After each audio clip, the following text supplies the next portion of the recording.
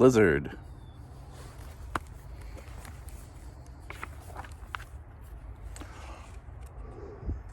Don't know if you can see my breath. The first flake fell right before recess. It was followed by many, many more. The wind whipped up and school closed early. By the time my sister and I got home, the snow was already over our boots.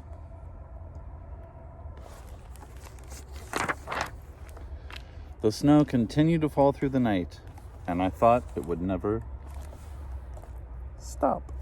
That was pretty clever. The next morning, the snowdrifts were so high we couldn't open our front door. So we went out the window instead.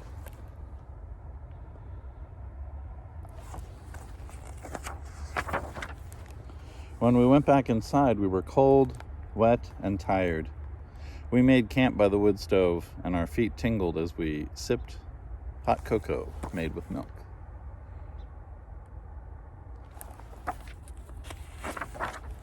On the third day, Dad shoveled the driveway so he could get the car out when the snowplows came. We dug tunnels and secret rooms under the snow. An igloo can keep you warm in sub-zero temperatures. What's an igloo? By day 4, the plows still hadn't come. I wondered if we'd ever see grass again.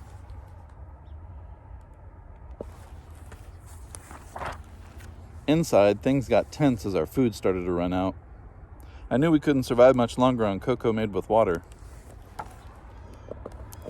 We need to get to the store, but the roads aren't plowed, and we certainly can't walk through this.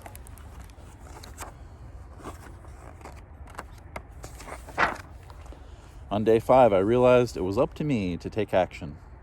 I was the only one who had memorized the survival guide. I was the only one who knew what equipment was required.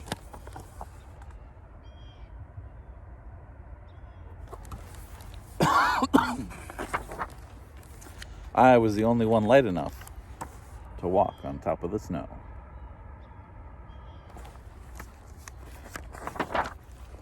On day 6, I made a list. I prepared the sled. Then I set off.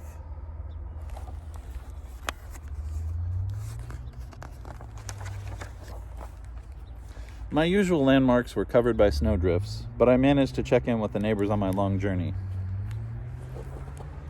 Candles, cat food, coffee, peanut butter. Okay.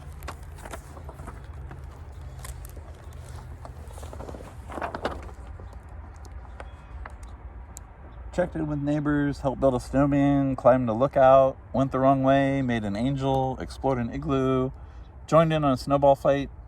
I made it at the market.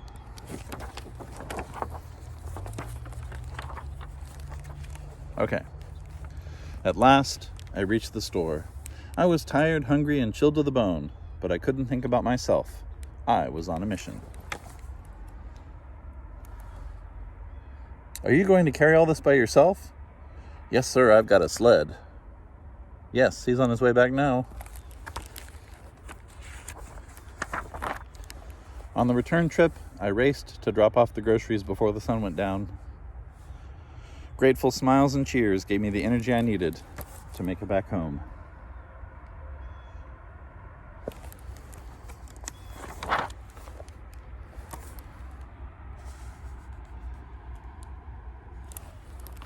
That night, we all had hot cocoa made with milk, and it had never tasted better. But there was something else we still needed. It was a perilous journey.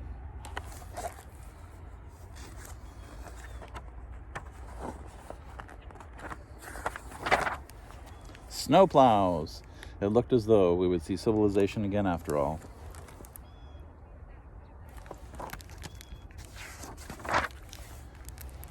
We had survived the blizzard.